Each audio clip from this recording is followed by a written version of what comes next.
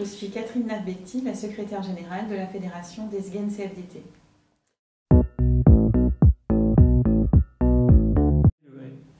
Nous organisons ce colloque maintenant parce que nous ne souhaitons pas que les questions d'autonomie et de gouvernance du premier degré soient confisquées par celles et ceux qui portent une vision libérale de l'école et une vision qui pourrait introduire une forme de gouvernance ou d'autonomie qui soit en fait une forme d'indépendance des écoles et plus particulièrement des directeurs ou directrices d'école.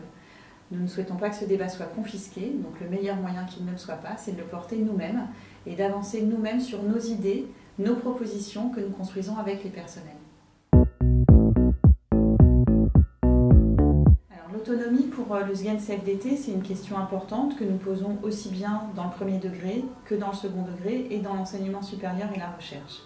Parce que pour le SGEN et pour la CFDT, l'autonomie a partie liée avec notre vision émancipatrice du travail.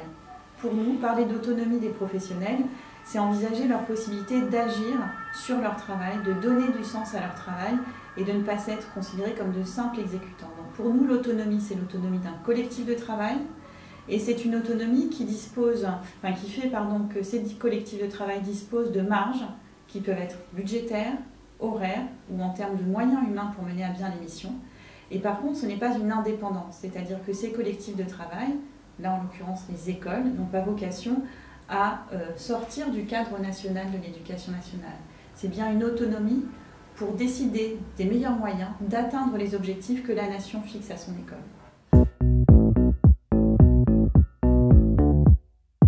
Une fois de plus, pour comprendre quelle vision de la gouvernance d'un établissement du premier degré le SGEN CFDT porte, on repart des valeurs fondamentales du SGEN et de la CFDT, c'est-à-dire l'émancipation des travailleurs et des travailleuses par le travail.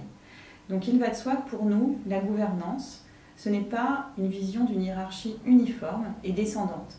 C'est-à-dire que pour nous, le projet d'un établissement du premier degré ne revient pas à dire que nous souhaitons positionner le directeur ou la directrice d'école comme chef absolu de son service et ayant toute autorité sur les professeurs des écoles.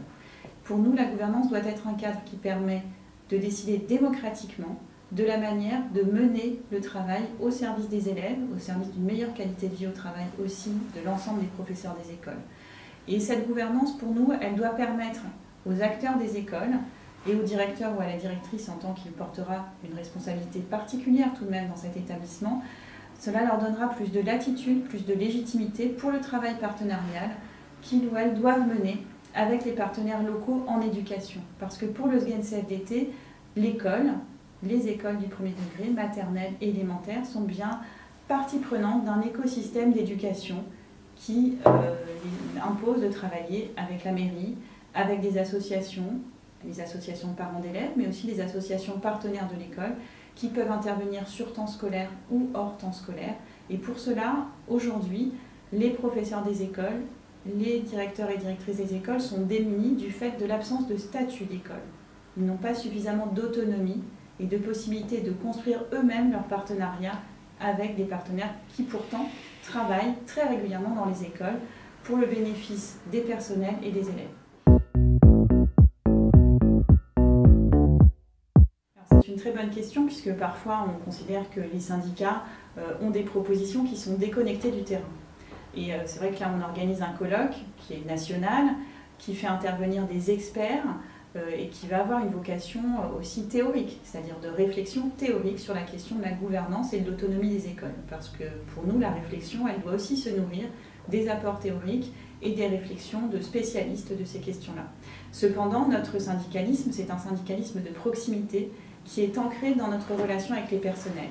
Et en fait, ce colloque intervient à un moment où nous avons déjà organisé beaucoup de rencontres avec des directeurs, des directrices d'école, des professeurs des écoles qui ne sont ni directeurs ni directrices, puisque des militants du premier degré du SGEN CFDT, en particulier Dominique Bruno et Alain Ray, ont fait une tournée des syndicats académiques SGEN CFDT et rencontré plusieurs centaines de personnels pour échanger avec eux sur ce que pourrait être un établissement du premier degré.